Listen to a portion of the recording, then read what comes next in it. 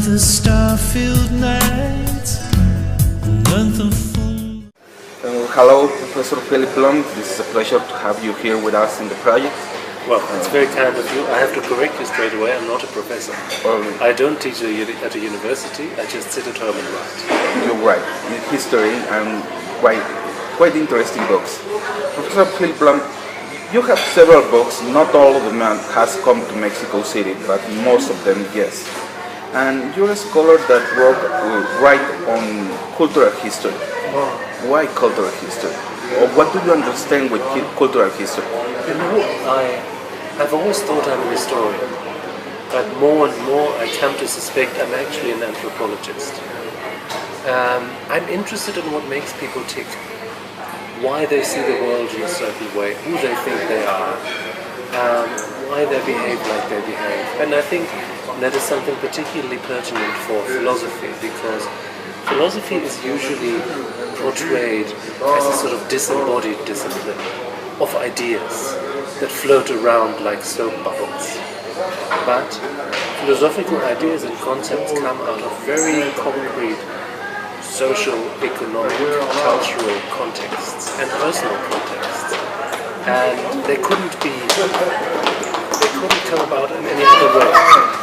And so I try to reconstruct that. I've written something in the 18th century, and just to give you one example, if you look at Diderot,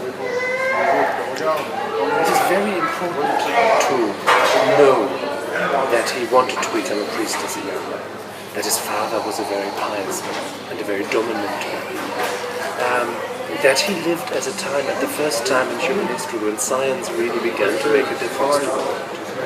Those things illuminate his ideas. I mean, this is an old debate, whether this sort of place in life of ideas has also a place in scholarship. You know, you can ask it about musicians. Is it helpful to know that Richard Wagner was an absolute bastard? Well, probably not. It's interesting, but it doesn't make the music better or worse. But I think for philosophy, because philosophy is about human lives, or it should be about human lives, that's why we're interested in it. And so I think the connection with the human lives from which it came is important. So, you know, I'm not so much interested in history and what happens, but in why and how it happens, in the smaller things. In this case, you talk about, in two of your books, you write about Diderot. Why Diderot? You seem to love the character. Yeah, I do love the character. I mean, I love him as a man. I mean, it's a kind of man I would love to invite for a dinner party. I would love to have as a friend. But more importantly, there are various things. First of all, I think his ideas genuinely can illuminate questions of the present.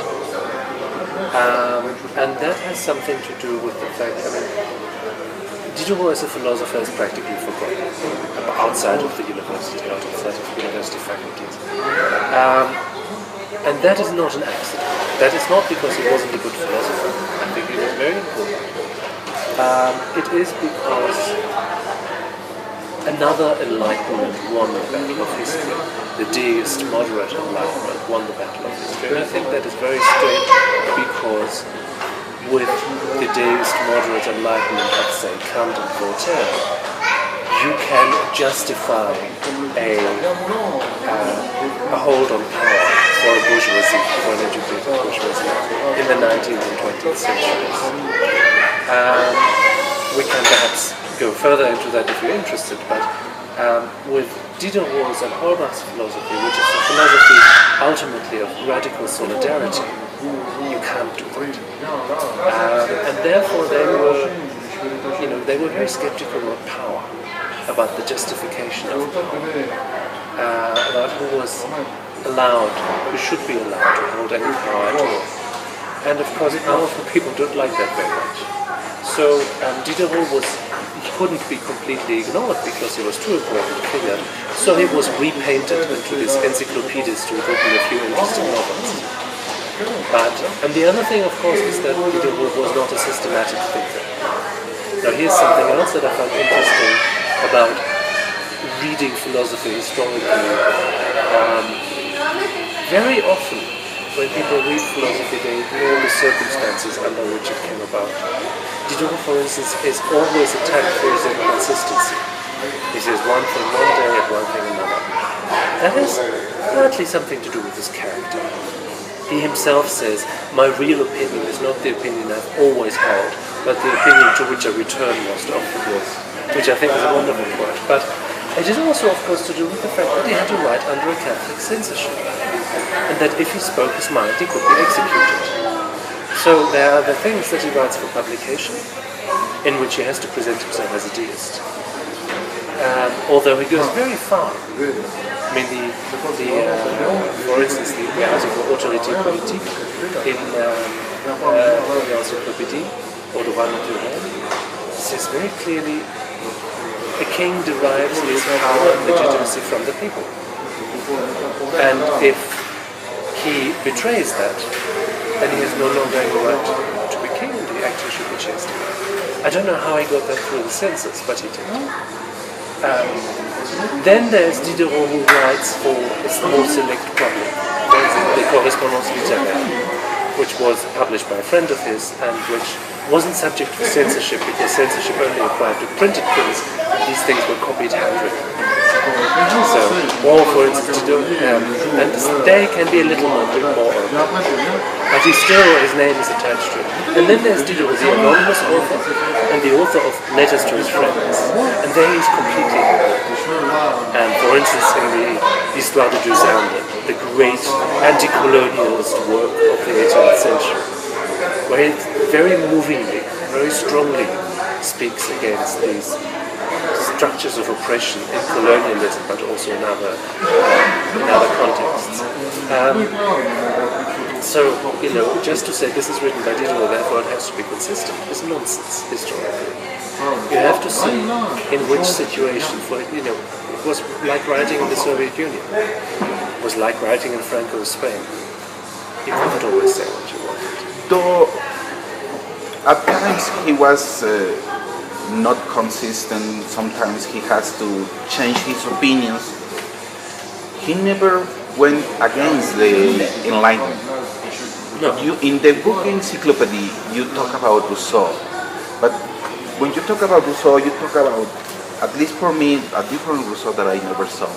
Yes. The one that first is very excited about the Enlightenment, but later on... See, this is something fascinating. Diderot and Rousseau are basically twins. They're born 1 year from each other. Rousseau in 1712, Diderot in 1730. This is his 300th anniversary. Both their fathers are craftsmen and very strict, very authoritarian. They both grew up in a little provincial city, Diderot longer, Rousseau in Geneva. They both leave home at 15, and they're both very exercised by religious questions.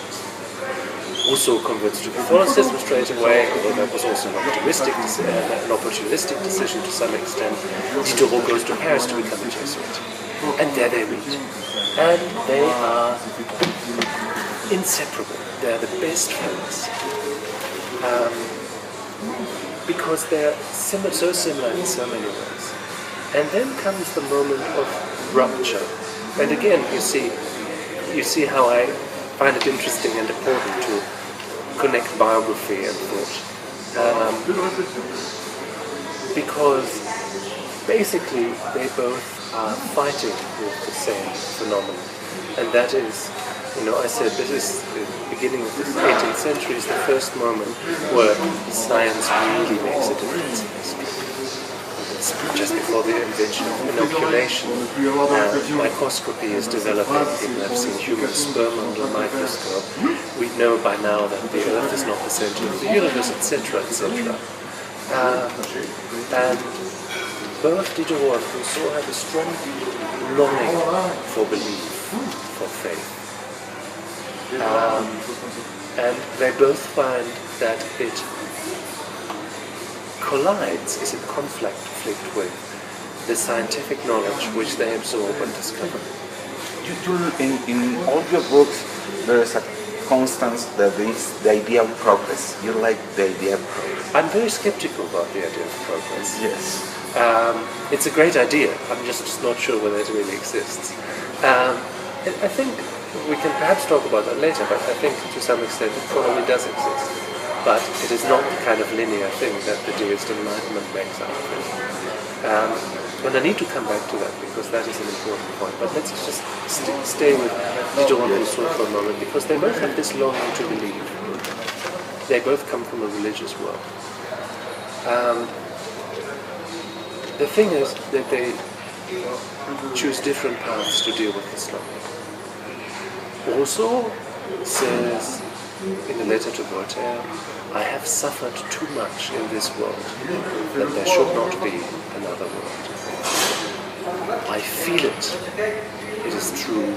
There must be another world. And out of that comes a situation of resistance, a posture of resistance against the world, a posture of contempt for progress, for rationality,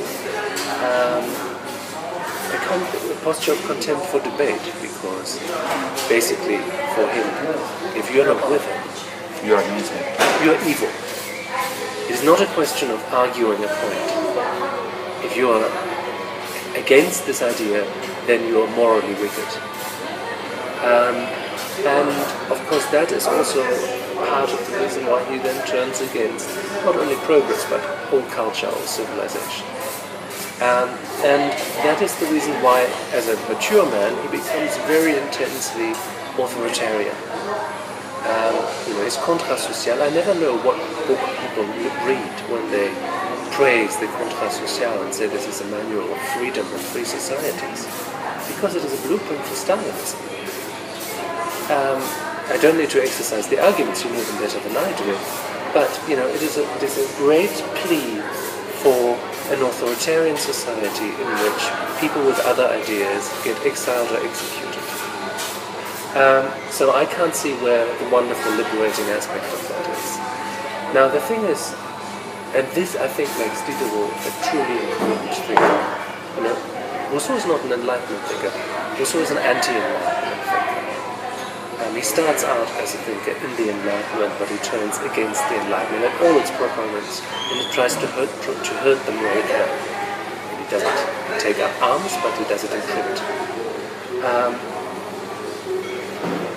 Diderot also has this longing for faith.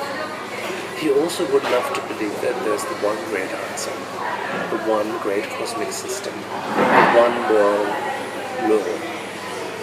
But he understands that it is wrong. And he understands, therefore, that his longing cannot be satisfied. And that means that his answer is not to, therefore, suppress and deny that longing, which is, would be Freudian, almost a Freudian idea, but to learn to live with this longing in a constructive way. It is like a sexual longing. You can satisfy it sometimes for some period of time, but not always, and not in all its objects. And therefore you have to learn to live with it in a constructive way. Diderot does that by telling stories, by writing novels, in which he exercises the different ways in which faith and morality can be lived or denied. Romeo's nephew is the ultimate cynic who says there is no morality. It's all a stupid fairy tale and I take what I can. Jacques le Fataliste is the very opposite, who says everything is written above and whatever happens has been predetermined. And the interesting thing is in all of Diderot's dialogues, and Diderot writes most of the things in dialogue, there isn't one of the dialogue partner who represents Diderot's opinion and who is therefore right. They are always both compromised. They are always both seeking a way to live in this world in a constructive way. And I think that is, for me, a very realistic, very humanist approach to life. And of course it leads Diderot explicitly or implicitly to say, yes, we want the great answer, we cannot have it. It is not possible. We All we have is negotiation and improvisation, is trying to do our best in a given situation, but we cannot appeal to one iron moral law. There is no metaphysical nail on which to hang the world. And that is a very courageous thing, and I think also, this idea that, you can translate that and say, as human beings, and I believe this, as human beings we have a fundamental and immensely powerful need for transcendence. And we are willing to sacrifice very much to satisfy this need. We're willing to sacrifice our freedom, our comfort, sometimes our lives, to satisfy this need for transcendence. But of course, this chosen transcendence can become a prison. Diderot says, I recognize this need of transcendence in me, I just recognize I can't allow it. I have to play with it. I have to try to find ways of satisfying it sometimes, as we all do, when we engage with some form of story, some form of transcendence, when we read novels, when we go to the movies, when we go to the theatre. And we engage with this for a moment, but we also know to retreat from it again. We do not completely collapse into the story. So I think this is a very profoundly modern thought, contemporary thought, especially in a time when, after the waning of religion and the waning of the great ideologies, because we've seen their disastrous consequences, we have created ourselves another form of transcendence, which is the market, which works very much in the same way. We talk about the market as an objective reality outside of our societies that needs to be satisfied, whose needs need to be satisfied unquestioningly. We seem to have forgotten that the market consists of people buying and selling things. That's us.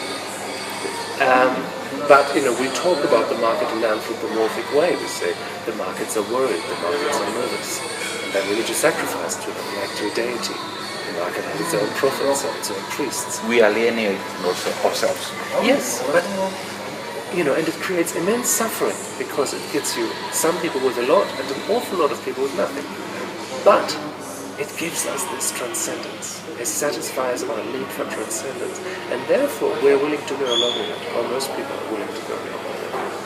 And this Diderotian idea that yes, we need this.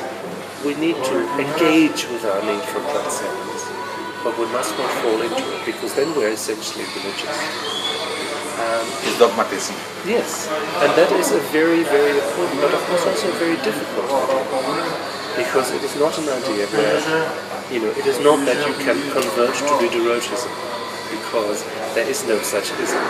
And it is not a question of conversion, because a conversion is essentially leaving one prison and entering another. And he says you have to think about prisons. You have to think about what it means to be free, because being free is very, very difficult. So because of those things, I think Diderot is a figure who is very pertinent to today, to our situation today. And for another reason, and that has to do with the same thing, because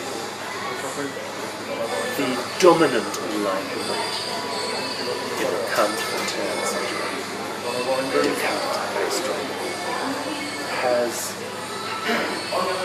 created a worldview that is actually, if you look at it, a sort of paint job in Christianity. Christianity has been repainted. The terms are different, the clothes are different, but the ideas are the same. Consider the place of reason in the deist enlightenment. Reason is the noblest part of you, material. It is what you must aspire to. It is what you must privilege. Now the problem with that vision is that this wonderful reason is always attached to something that is troublesome and problematic. We call it a body, which is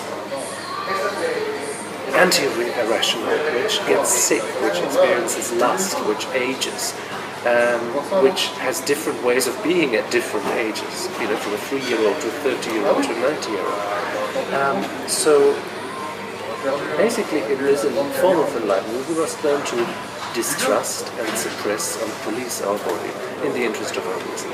which is exactly what Catholicism teaches us to do in the interest of our soul.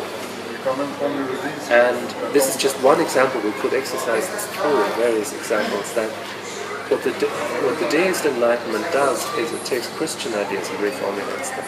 Rousseau does the same very strongly.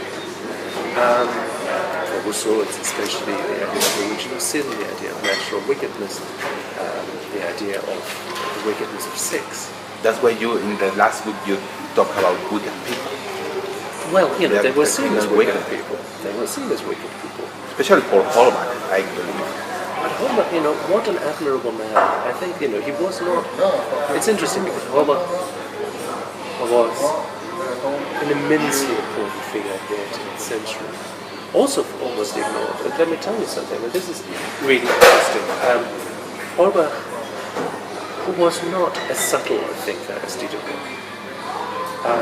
but his personal courage, I mean, he was also a rich man who spent a lot of money for these things, but his personal courage was immense, who didn't only write atheist pamphlets which could have gotten killed, and had them printed in Holland and smuggled back to be distributed like hard drugs, really, by clandestine sellers.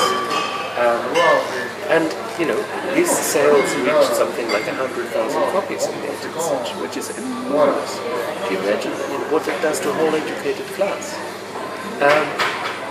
But Holbach, this immensely important figure, for instance, who translates other books, who finances the printing of other books, who has this salon where the most brilliant people in Europe come together and talk about these things, who gives these things a voice and a place. He is practically forgotten. He is sort of treated as a vague precursor of Marxism. He was taught in the GDR and in the Soviet Union like that. Today nobody is much interested in him. There is still no comprehensive and scholarly edition of his works. And the place where he assembled, the house where he assembled the most important people in the 18th century, a real epicenter of intellectual life of the 18th century. You can go to it today, it's still standing. First of all, most books cite the wrong house number and cite the house next door. But when you go there today, it's an investment firm, symbolically perhaps, and there are two guys in suits and one large pot plant. In that room that housed David Hume and Rousseau and Holbach and Diderot and Galliani and Lawrence Stern and you name it, everybody is there. But you know, there is no official acknowledgement of any kind what kind of place this was. There is no plaque to commemorate it. It is simply forgotten, like Holbach and Diderot are forgotten. It's interesting, you know, now for his 300th birthday, President François Hollande wants to put Diderot in the Panthéon finally, you know, where all the great French people go. First of all, that was tried several times before and it always failed. But secondly, it won't be that easy, because Holbach and Diderot were both buried in the same church, in the same chamber, in the same ossuary, so, you know, there. But twice in the French Revolution and in the Commune, this room was completely devastated, and there, you know, nobody knows whose bones belong to whom anymore. So how they want to put Diderot in the Panthéon, short of genetically testing every last bone in that room, will be an interesting question. But it is also a very symbolic idea that they are so dispersed, they are so scattered, they are so anonymous, that, you know, the memory of them is, as I say, Diderot was the encyclopedist who's written a big book full of interesting stuff. The fact that he was, you know, there's his enlightenment really, I think, is a much more fruitful one. Because what this dominant enlightenment has led to still today, is that our so-called secular society is actually deeply theological, deeply religious in its thinking, in its tropes, in its structures, but we no longer realize it. We are still deeply Christian when it comes to dealing with the earth, when it comes to living at the future, when it comes to mind and matter, when it comes to morality, when it comes to trying to convince people that, if we think about morality, we should start with the fact that we are animals. And that all animals live in a moral universe, at least all higher animals. Certainly monkeys and dogs and cats live in moral universes. And they have an idea that their own will is sometimes opposed to the moral law that governs them. People find that horrifying, because they think, but where's our mind? Where's our moral judgment? Where's our free will? We are still a deeply Christian society without realizing it. And I think that is damaging and dangerous. If you want to be a Christian, be a Christian. I think you're wrong, but you have got a right to do that. Yes. But if you think in a Christian way without even realizing that you do that, then you've chosen it, then you're in a prison without knowing it.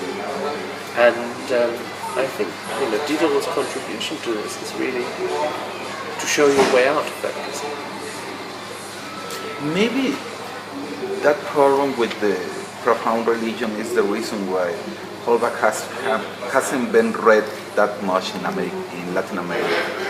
Because, to be honest with you, till I read your book about wicked people, you make me read Holbach, but it wasn't easy to get Holbach. No, it isn't. It still isn't. Now, the internet, of course, is a great help, because there's, first of all, you can now get all those French editions from Gallica, from the French, from the website, the wonderful website of the Bibliothèque Nationale in France, Yes. which have hundreds of thousands of out-of-copyright books scanned, so you can download them and read them in the original, which is immense and fantastic. But no, but also Diderot, there are writings of Diderot that were first published in the middle of the 20th century. And, again, it's very difficult to find a modern scholarly full edition of what he had done. It's very difficult to find good translations of his work. His three most famous novels are translated, but it is a real, what the Romans called the damnatio memoriae, where somebody's afterlife, somebody's singular afterlife is simply taken away from him because nobody remembers him anymore. And there comes also a manipulation, because you remember them as something else than what they really were. There is a third character you talk in the book, Wicked People, which is Robespierre.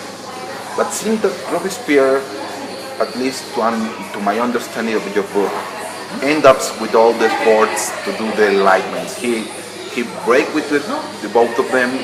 He make a establishment where. First of all, to be clear, the French Revolution happens after my guys are dead. Diderot dies in 84. Holbach dies very judiciously in January 89. But already the revolution hates them and detests them and prevents their books from being printed, and actually employs a literary critic to give public lectures against them and to ruin their memory. But more importantly, the French Revolution was not a revolution in the interest of human rights and tolerance. The French Revolution was a revolution of a bourgeoisie that wanted power. They had become, through the changes in the economy, through the changes in society, really more important than the aristocracy. They were fed up with being talked down to. And Robespierre is not interested in an egalitarian society. And therefore, first of all, he attacks the memory of those who have demanded it. But secondly, he finds as his prophet Rousseau. And literally as his prophet, because he has his bust hewn in stone.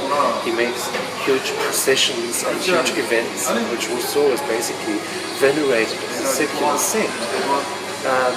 And that is because of Rousseau's fantastic idea that in a really good society we need a prince who knows and who acts in our interest, because we have forgotten what our real interest is, what nature really wants us to do. But the prince knows, and therefore the prince, if necessary with violence, will lead us to the good path. Of course, that was something that Robespierre loved. So, what was Pierre and the French Revolution? There's something very ambivalent. Like you see that whenever somebody got too adventurous in his thinking in the revolution, he usually ended up in the guillotine.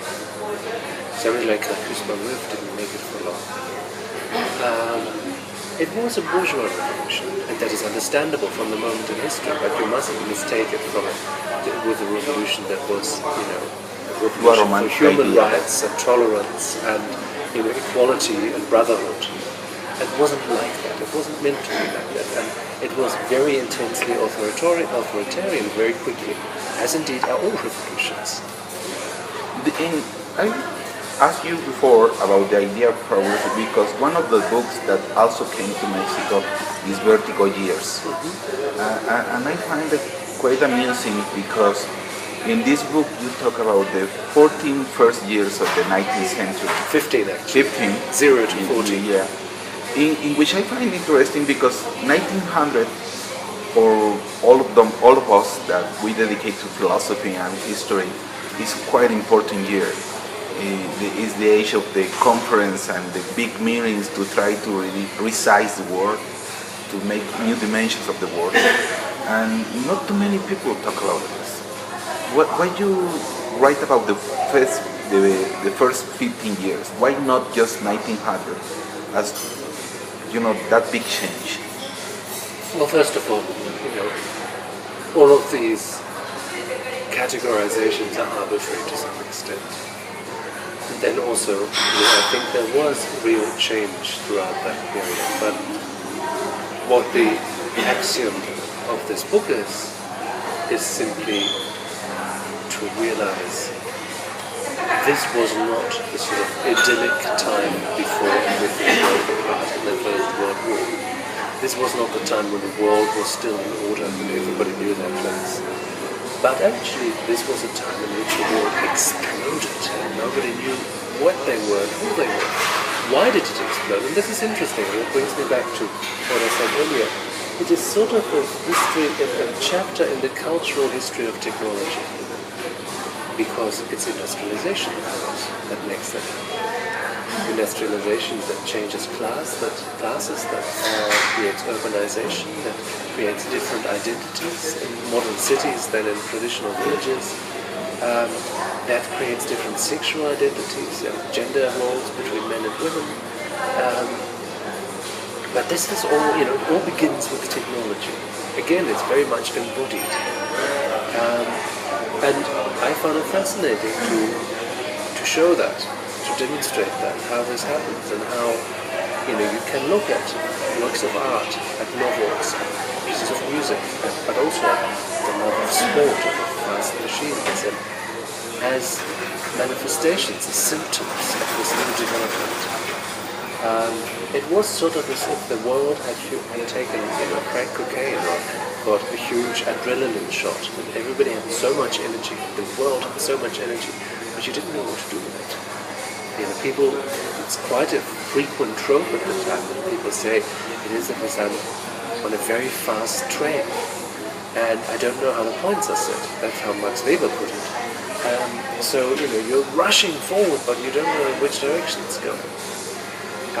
And that's why I call it vertigo years, because vertigo is a feeling that is exhilarating, but also potentially frightening. And, you don't know. I'm always interested in times of, if I were more pretentious, I would say paradigm change, but times where new things become possible, when old structures break open, crack open, and new things begin to manifest themselves. And usually in these things, of course, we are in the middle of such a period ourselves, because our big technologies are exploding so much, but also what we're doing to our, to the basis of our survival and to this planet is so catastrophic that we are creating huge changes. I think we're every bit in danger that if people in 200 years look back on us, they won't think that the most devastating and the most terrible generation was the generation of the 1930s and 40s, but the one of the 2000s. Because we the thing is, in the early 20th century, people didn't know what would happen, but they also, they didn't know the First World War would happen. So this wasn't a pre-war time. This was just, a time that was developing. But they also didn't know what they should do. There were various models and various attempts. The paradoxical thing is that today we know exactly what we should do. Scientists have made very clear and shown us, and of course science is not the truth. Science is only as good as the model that it has. And, it's always subject to being refined and changed, but there's a very broad consensus that there are certain things we must do, and there are certain things we must not do. And then there are scenarios that you can simulate, and they're more or less catastrophic, but they're all pretty bad. But we don't do nothing. Exactly. And that's why I think that history may judge us very harshly, because we are locked in this market transcendence so much that it is perfectly clear what we should do with renewable energies, what we should do with consumption of energy and of goods. We know that our clothes that we buy so cheaply in chain stores, and that it doesn't matter if you buy another shirt or another t-shirt, because it costs $10 or $5, and that's the price of a cup of coffee. We know that that's what was produced under slave labor conditions somewhere in Asia by an 8-year-old child, or a woman who has to stay at a sewing machine for 14 hours a day. But we don't care enough. And some of us, try to do something, and that's the thing. It's no good to say the corporations are evil, the corporations are doing that. We are evil. It is our dollars that make these decisions possible. If we withhold, this wonderful little book by Etienne de la Boétie, Servitude Volontaire. Etienne de la Boétie was basically Michel de Montaigne's boyfriend, but he died very young. And Servitude Volontaire, voluntary servitude, has devastatingly simple base idea, which is that authority rests only on the shoulders of those who carry it out. And if somebody says kill him, and that person says no, then authority is broken. If nobody else will do that either, then this authority is broken. La Boétie compares it to a fire that is no longer fit, the flames die. Authority is nothing else than consent. And we give this consent with our dollars, with our consumer decisions, because we are in our democracies are more and more farces, are more and more, politicians, even well-meaning politicians, I believe there are well-meaning politicians, have fewer and fewer actual decisions they can make. And we are less and less citizens and more consumers. And we are treated as such. The only thing we have about democracy is the name. Yes, but if we had a meaningful revolution tomorrow, that revolution would have to be against the economic structures, not the political ones. Political ones don't matter enough anymore. That's a tragedy. But I think there is, for very legitimate reasons also, not just because they're wicked, evil corporate giants who do bad things to us. First of all, we make these bad things possible. But secondly, there are also actually genuine problems. I was listening to a German political scientist who said the problem is, it was a very striking thought, I thought, the problem is democracy was developed to slow down decisions. Because, if you have one person who says, I want this, and that's a bad idea, then you're stuck with it. But democracy is developed to slow this down, to create processes of consultation and discussion and elections and things like that. But in a time when markets go in milliseconds, and when you have to say something for the opening of the markets in Asia in 3 hours' time, this slowed down rhythm of decision making is all of a sudden a problem. And we have not yet found an intelligent way out of this. This is not just to do with corporate evil giants, but this is a genuine problem of democracy with the development of technology that we have. one of the points I was trying to end up with the conversation, but now that you talked about this, I think it's important, is that when you talk about the 17th century, when you talk about 17th, 19th century, and when you talk about the 20th century, it seems that there is more than the idea of progress. There is people that wants to try to change the world. That people that try to think the world and resize it or change in a paradigmatic way. Nowadays, it seems that the debate is empty. I don't know. I don't think it's empty. As I say again, it is in many ways very clear what has to happen. Yes. So there is no much point about having a debate whether climate change is happening or not. This is not a subject of debate anymore. I mean, as much as anything in science is no longer a subject of debate. But it's no point reopening the debate whether the Earth is the center of the universe after all. We've done that. And we could all be wrong, and there could all be an amazingly complicated explanation that we've all overlooked. But basically we don't need that. With climate change there's a broad scientific consensus that this is happening. And incidentally, even if climate change were simply a natural rhythm that happened because the Earth warms up and cools down every now and then, there were ice ages even before there was industrialization, all true. But what have we got to lose by using more sustainable energies? What have we got to lose by having cleaner air to breathe? So, it is all good. It's a win-win situation. But it requires us all to be a bit more modest. We all have, not all, I say this in Mexico, and there are poor people here. Poor people who don't have a franchise. Poor people who don't have a choice. Poor people with very little education. But I'm talking about the people who participate in this education process. We all have immensely more than, for instance, our parents and grandparents did. I had a conversation with Richard Sennett the other day, and he said, don't forget that the generation of my parents and grandparents, and he was roughly 70, I think, everybody only had one or two suits. That was normal. And if you had a bit of money, there was nothing you could spend it on. Because the shops weren't overflowing with goods. And that of course also meant that your construction of identity was a different one, because you didn't identify yourself so much with a brand, which incidentally brings us back to the idea of secular transcendence, because you're a Tommy Hilfiger guy, or an Armani person, or and we get this transcendence of photo models who look fantastic, but who make us inadequate because they are actually not real people. They are, they are lit and made up, and they have hungered themselves to a weight that is then photoshopped down another 20%. They are not real. They are as unreal as the saints in Christianity were.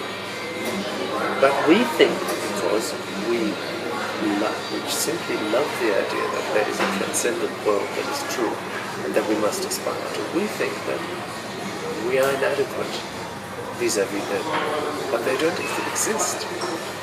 If you read these models, they're not that cool and fantastic and that thick.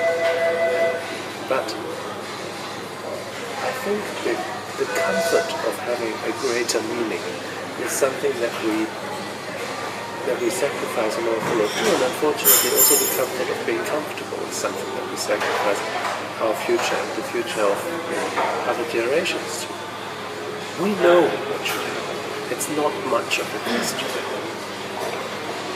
But, and here's another problem of democracy, of course. If you're elected for 4 years and part of a party machine that needs to support you, you can't say, we're going to do this. I genuinely believe that Obama had an awful lot of good intentions, and really, all these things are completely clear. But he had no chance of carrying these things out. So he may have given up. And anyway, stuff happens in politics. So taking some genuinely very problematic decisions. But I think he was actually a highly intelligent man with enormous energy and great charisma who had all the right ideas. But in a democracy, that's not enough. And, yes, that's a problem, but as Churchill says, democracy is the worst of all forms of government, aside from all the others. Yes, and one of the things I see in common with all your characters, and in the critic you do too about the idea of progress, is that the characters you choose are morally strong. They have a strong conviction of themselves and the kind of world they see. They are not weakened by other kind of ideas or the market or politics. They are strong people. It's an interesting idea. I don't know. I mean,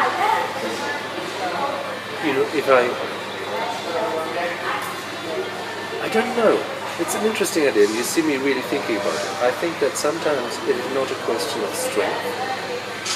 It's certainly not necessarily a question of free will, because there may not be any. The jury is still out on that, and anyway, it's certainly much more subtle and complicated than simply freedom to decide. And we already know that, but of course, and this incidentally is another religious idea we're hanging on to, because without free will in religion there would be no sin and no redemption. So free will is essential to a religious worldview.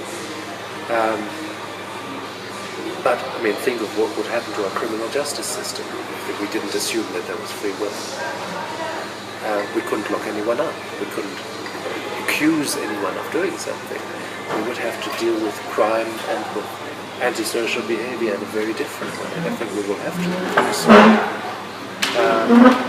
And of course, to some extent, that is already realized. When we know that practically everybody who's sexually abusing children has been abused himself, then the idea of free will doesn't look very strong then.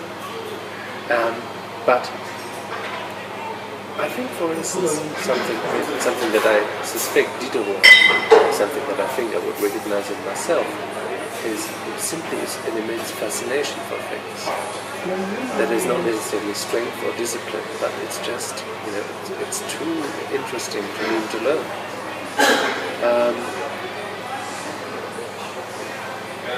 I think people who move something need to be fascinated in that way.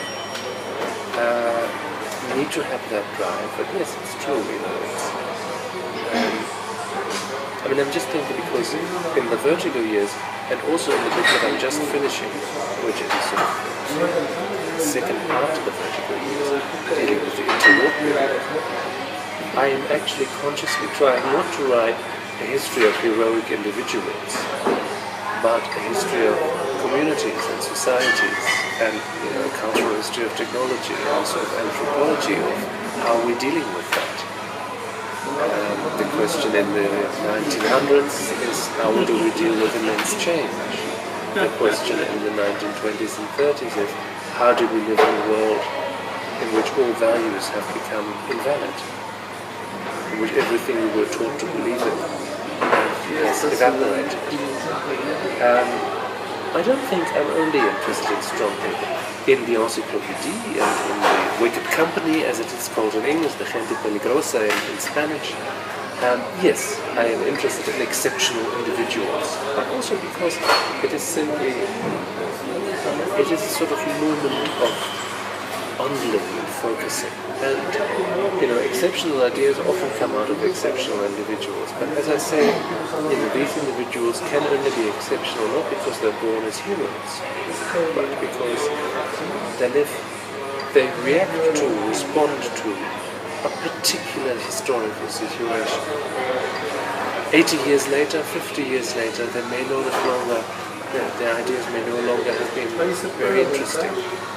Or they may have reacted to things in a very different, less much as interesting way. It's also a question of luck.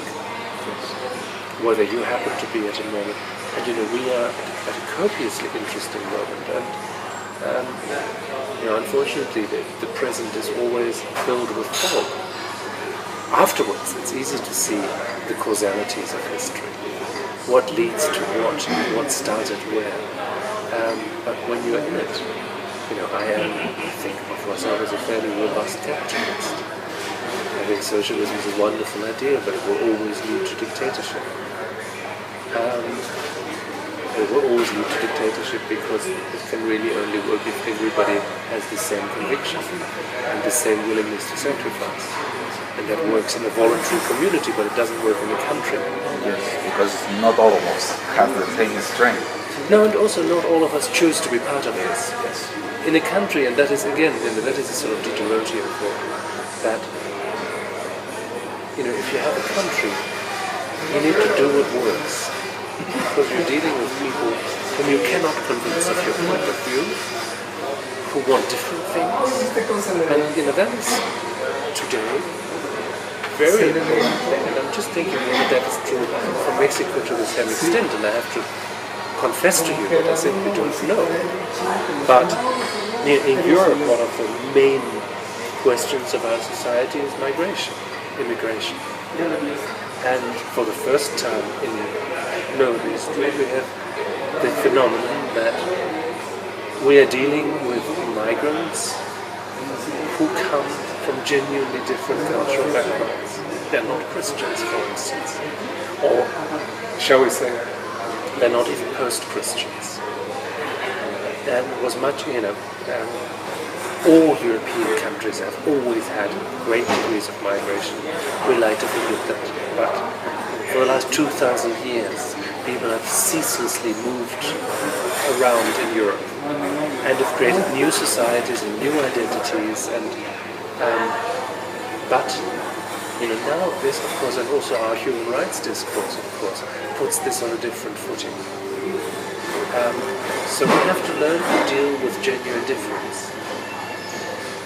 Which is something very different. To a large extent, this is a class problem, not a cultural problem.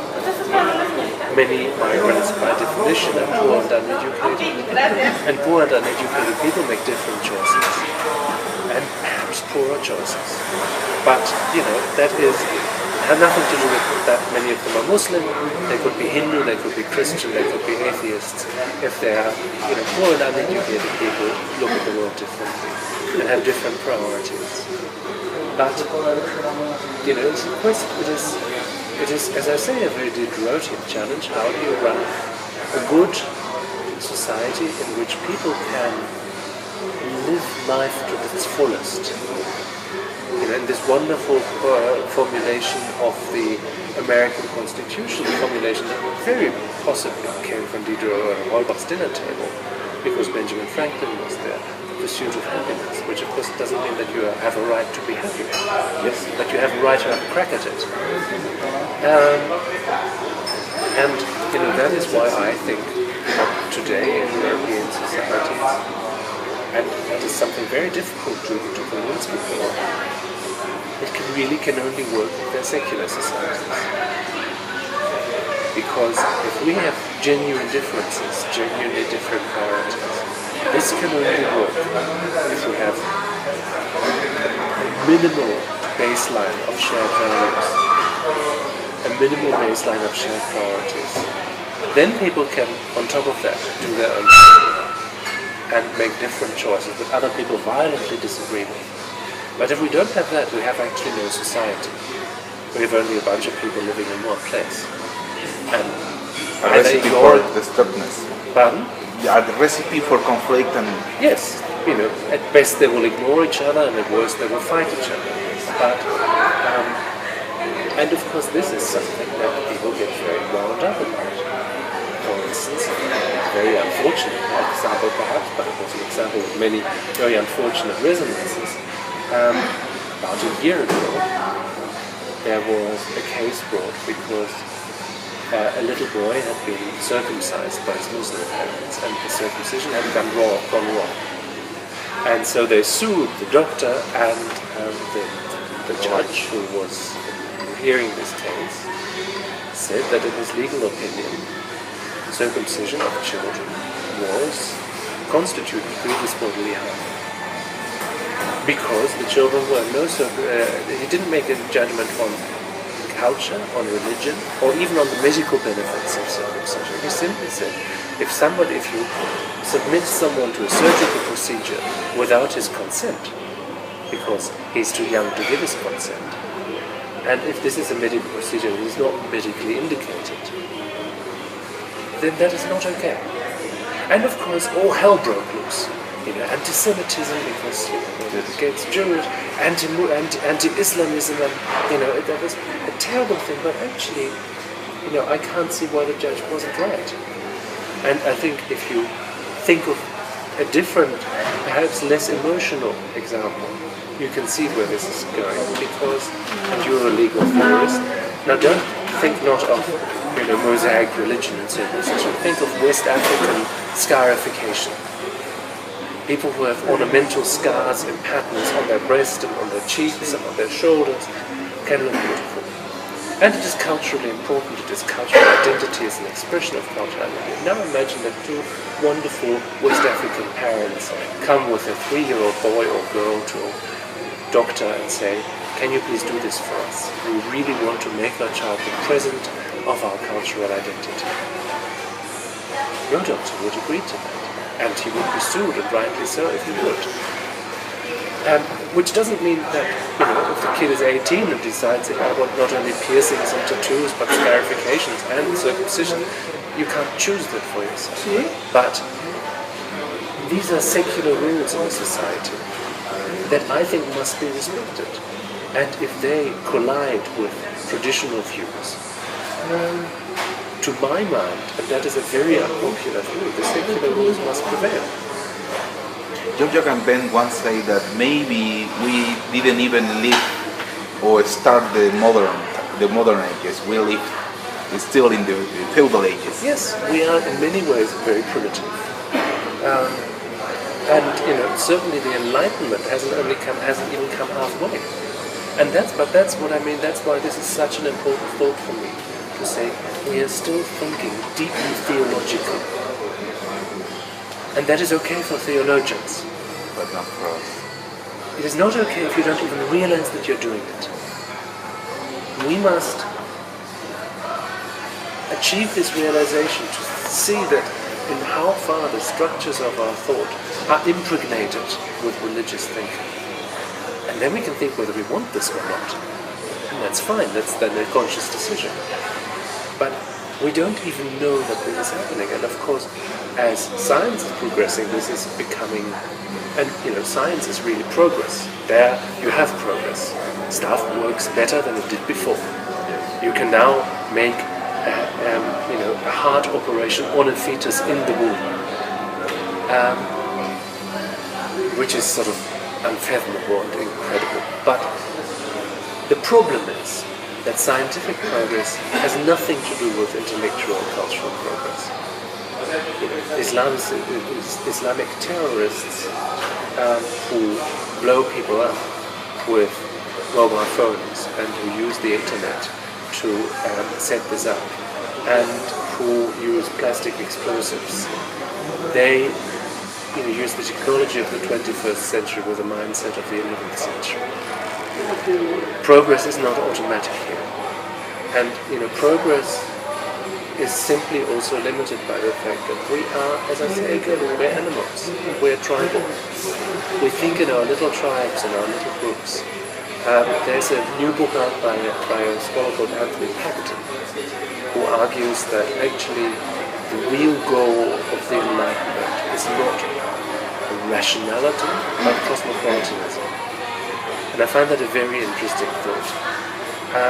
And that is something that we need very, very badly. But again, cosmopolitanism can only work if we not only recognize ourselves in others, but also have certain values, and those values must be secular, because they must be utilitarian. They must be basically what works. I've once thought that actually a fairly good image of that is traffic rules. If you stand on crossing and somebody comes up from the right of you, you know that you need to give this person priority. not because of that person's personal aspirations, or what he comes from, or what he has experienced, or whether he's beautiful, or whether, but simply because he's on the right. It is an agreement. It is simply purely contingent. We could do differently. We could say they're more environmentally friendly, or women have priority, or red cars. No, but we have decided this, and it works. But it is not a statement about identities and aspirations. It is a statement about functionalities in a given situation. And I think that values underpinning our working societies must be like that. And, of course, once you come with a revealed truth, that is unfortunately not the same as other revealed truths, or maybe the same as other revealed truths, but always works out in the way that you will oppress women.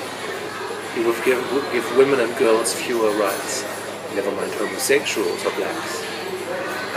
Then that is simply not acceptable in a society. And that is a view that people find wildly intolerant.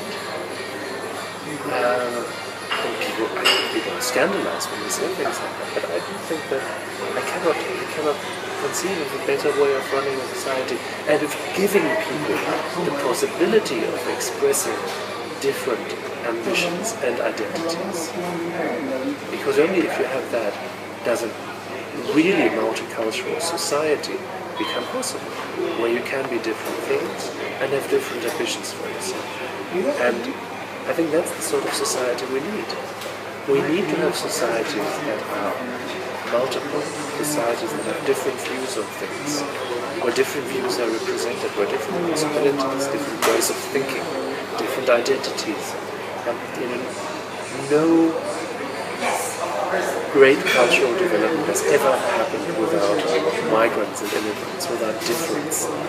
We need difference. We need the friction that creates. And that is always difficult and always frustrating. But we need that to develop a richer world, not a financially richer world, a culture, to develop better answers, brighter answers to the problems we face. But that's why I think this perhaps just a sort of closing thought here. One thing that I haven't yet even mentioned, many things I haven't mentioned, but one thing that is very important, relevant in this, I sketched out earlier in our talk the importance that reason has for the deist enlightenment. For the radical enlightenment, especially for Diderot, it's not reason but passion. Very often explicitly erotic passion. But eros is not only sexual.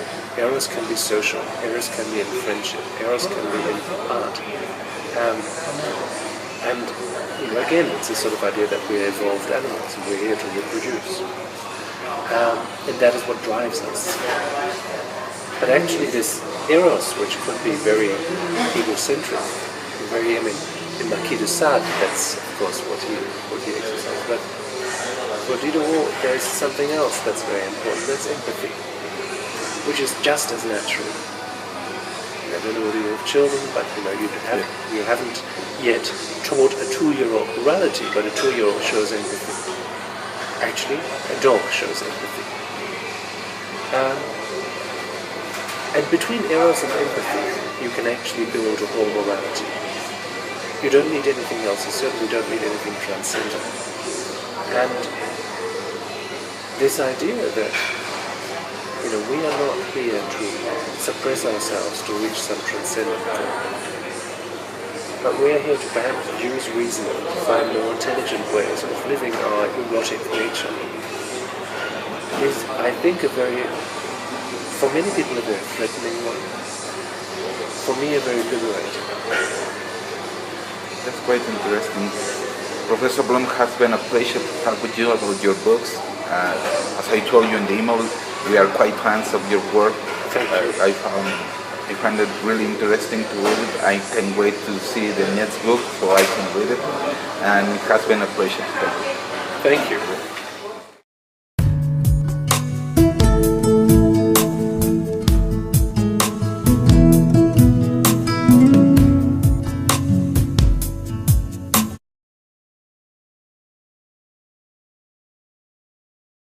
For instance, to understand Today can be a little bit more open, but his name is attached to it. And then there's Diderot, the anonymous author, and the author of letters to his friends. And there he's completely open. And for instance, in the Histoire de deux Indes, the great anti-colonialist work of the 18th century, where it very movingly, very strongly speaks against these structures of oppression in colonialism, but also in other contexts. So, just to say this is written by Diderot, therefore it has to be consistent, is nonsense historically. You have to see in which situation, it was like writing in the Soviet Union, it was like writing in Franco's Spain. You couldn't always say what you wanted. Though at times he was not consistent, sometimes he has to change his opinions. He never went against the Enlightenment. No. In the book Encyclopedia, you talk about Rousseau, but when you talk about Rousseau, you talk about, at least for me, a different Rousseau that I never saw. Yes. The one that first he is very excited about the Enlightenment, but later on... You see, this is something fascinating. Diderot and Rousseau are basically twins. They're born 1 year from each other. Rousseau in 1712, Diderot in 1713. This is his 300th anniversary. Both their fathers are craftsmen and very strict, very authoritarian. They both grew up in a little provincial city, Diderot in London, Rousseau in Geneva. They both leave home at 15, and they're both very exercised by religious questions. Rousseau converts to Catholicism straight away, although that was also an opportunistic decision to some extent. Diderot goes to Paris to become a Jesuit. And there they meet. And they are inseparable. They are the best friends. Because they're so similar in so many ways. And then comes the moment of rupture. Knowing that he wanted to become a priest as a young man. That his father was a very pious man and a very dominant man. That he lived at a time, at the first time in human history, when science really began to make a difference to the world. Those things illuminate his ideas. I mean, this is an old debate, whether the sort of place in life of ideas has also a place in scholarship. You can ask it about musicians. Is it helpful to know that Richard Wagner was an absolute bastard? Well, probably not. It's interesting, but it doesn't make the music better or worse. But I think for philosophy, because philosophy is about human lives, or it should be about human lives, that's why we're interested in it. And so I think the connection with the human lives from which it came is important. So, I'm not so much interested in history and what happens, but in why and how it happens. In the smaller things. In this case, you talk about, in two of your books, you write about Diderot. Why Diderot? You seem to love the character. Yeah, I do love the character. I mean, I love him as a man. I mean, it's a kind of man I would love to invite for a dinner party. I would love to have as a friend. But more importantly, there are various things. First of all, I think his ideas genuinely can illuminate questions of the present.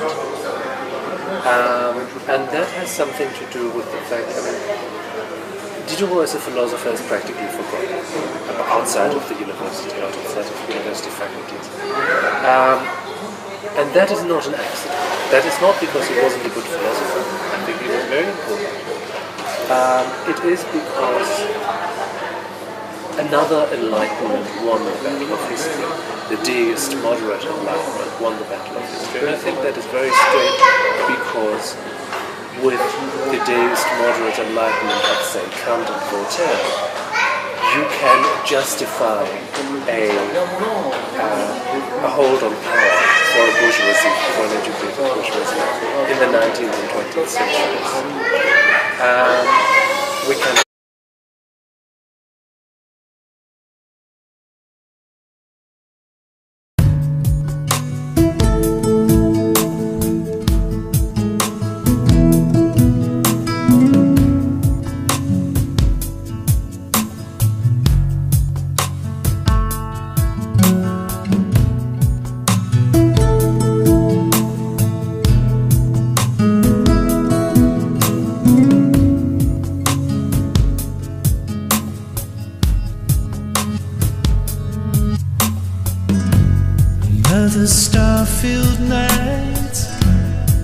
Nothing fool. Hello, Professor Philipp Blom. This is a pleasure to have you here with us in the project. Well, it's very kind of you. I have to correct you straight away. I'm not a professor. I don't teach at a university. I just sit at home and write. You're right. In history and quite interesting books. Professor Philipp Blom, you have several books. Not all of them has come to Mexico City, but most of them, yes. And you're a scholar that write on cultural history. Why cultural history? Or what do you understand with cultural history? You know, I've always thought I'm an historian, but more and more I come to suspect I'm actually an anthropologist. I'm interested in what makes people tick, why they see the world in a certain way, who they think they are, why they behave like they behave. And I think that is something particularly pertinent for philosophy, because philosophy is usually portrayed as a sort of disembodied discipline of ideas that float around like soap bubbles. But philosophical ideas and concepts come out of very concrete social, economic, cultural contexts and personal contexts. And they couldn't come about in any other way. And so I try to reconstruct that. I've written something on the 18th century, and just to give you one example, if you look at Diderot, it is very important tool.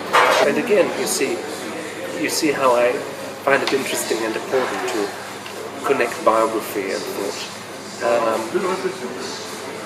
Because basically they both are fighting with the same phenomenon. And that is, I said this is the beginning of the 18th century is the first moment where science really makes a difference in history. It's just before the invention of inoculation. Microscopy is developing. People have seen human sperm under a microscope. We know by now that the Earth is not the center of the universe, etc., etc. And both Diderot and Rousseau have a strong longing for belief, for faith. And they both find that it collides, is in conflict with the scientific knowledge which they absorb and discover. In all your books, there is a constant that is the idea of progress. You like the idea of progress. I'm very skeptical about the idea of progress. Yes. It's a great idea. I'm just not sure whether it really exists. I think we can perhaps talk about that later, but I think to some extent it probably does exist. But it is not the kind of linear thing that the deist Enlightenment makes out of it. And I need to come back to that because that is an important point. But let's just stay with Diderot and Rousseau for a moment, because they both have this longing to believe. They both come from a religious world. The thing is that they choose different paths to deal with this longing. Rousseau says in a letter to Voltaire, I have suffered too much in this world that there should not be another world. I feel it. It is true. There must be another world. And out of that comes a situation of resistance, a posture of resistance against the world, a posture of contempt for progress, for rationality. I can't perhaps go further into that if you're interested, but with Diderot's and Holbach's philosophy, which is the philosophy ultimately of radical solidarity, you can't do that. And therefore they were very skeptical about power, about the justification of power, about who was allowed, who should be allowed to hold any power at all. And of course, powerful people don't like that very much. So Diderot he couldn't be completely ignored because he was too important a figure. So he was repainted into this encyclopedist who wrote a few interesting novels. And the other thing, of course, is that Diderot was not a systematic thinker. Now here's something else that I found interesting about reading philosophy historically. Very often, when people read philosophy, they ignore the circumstances under which it came about. Diderot, for instance, is always attacked for his inconsistency. He says one thing one day and one thing another. That has partly something to do with his character. He himself says, my real opinion is not the opinion I've always held, but the opinion to which I return most often, which I think is a wonderful quote. But it is also, of course, to do with the fact that he had to write under a Catholic censorship, and that if he spoke his mind, he could be executed. So there are the things that he writes for publication, in which he has to present himself as a deist. Although he goes very far. I mean, for instance, the article Autorité Politique in l'Encyclopédie, au droit naturel, says very clearly a king derives his power and legitimacy from the people. And if he betrays that, then he has no longer any right to be king, and he actually should be chased. I don't know how he got that through the census, but he did. Then there's Diderot, who writes for a small select public. For instance, the Correspondance Littéraire, which was published by a friend of his and which wasn't subject to censorship because censorship only applied to printed things, and these things were copied handwritten. So,